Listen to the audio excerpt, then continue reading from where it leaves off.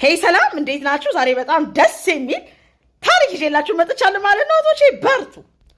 ሃይ ፍኖ ዛሬ እኔን ታሪክ አሰሚልኝ። ከባሌ ጋር የተገናኘ ነው የግቢ ተማሪ ያለው ነው። እሱ የምማርበት ሀገር ነጋዴ ነበር እና እኔ ሳላቀው ነበር እሱ የወደደኝ። ከዛ ተቀራረብን። በጣም ነበር የሚንከባከበኝ። ባህሪው እጅግ በጣም ጥሩ ነበር።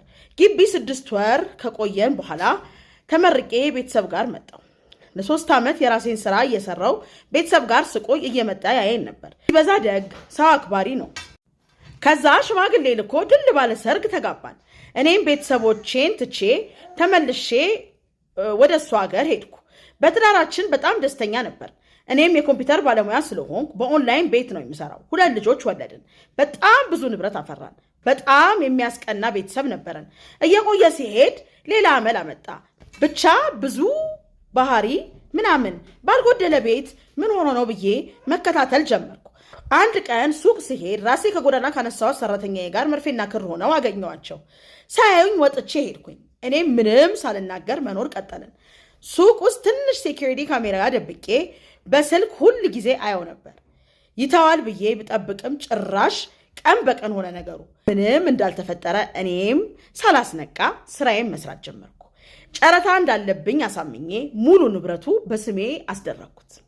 ቤት ውስጥ ምንም የባህሪ ለውጥ ሳላሳየው ምንም አልተጠራጠረም። ከዛማ ልጅቷ ቤተሰብ ጋር ብላ ስትሄድ እሱም ለስራ ብሎ 1 ሳምንት ሄደ። አብረው ፈታ እያሉ እንደሆነ ደረስኩበት። ከዛ ወሰንኩ። ቤቱና መኪኖቹን ሸጥኩ። ወሳኝ ንብረቶቹን ወደ እናቴ ላኩ። በሳምንቱ መጣ። ቤቴን የገዙት ሰዎች ለ1 ሳምንት ፈቅደውልኝ ነበር። ምንም ለውጥ አላሳየውም።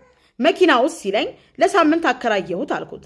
ብሩስ ሲለኝ ባንክ እንዳለ ነግሬው የተወሰነ ካሽ እጄ ላይ ነበር ሰጠሁት። 3ኛ ቀን ሰራተኛችን መጣች።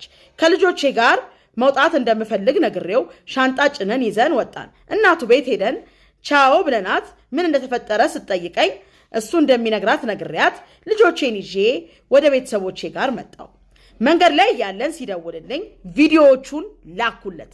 ብቻ ፍኖትዬ አሁን ላይ ሀገሬ ተመልሼ ቤት ገዝቼ ከልጆቼ ጋር እየኖርኩ ነው። ከዛች ቀን ጀምሮ ስልኬ ላይ ደውሎ አያውቅም። ስሰማ 1 ክፍል ቤት ተከራይቶ ብቻውን እንደሚኖርና በጣም እንደተጎሳቆለ ነገሩኝ። ውስጤ ምንም አላዘነም። ሱቁንም የተውኩለት ለጌታ ብዬ ነው። ፍኖትዬ አጠፋው ትላለች እናቴ። አላጠፋሽም።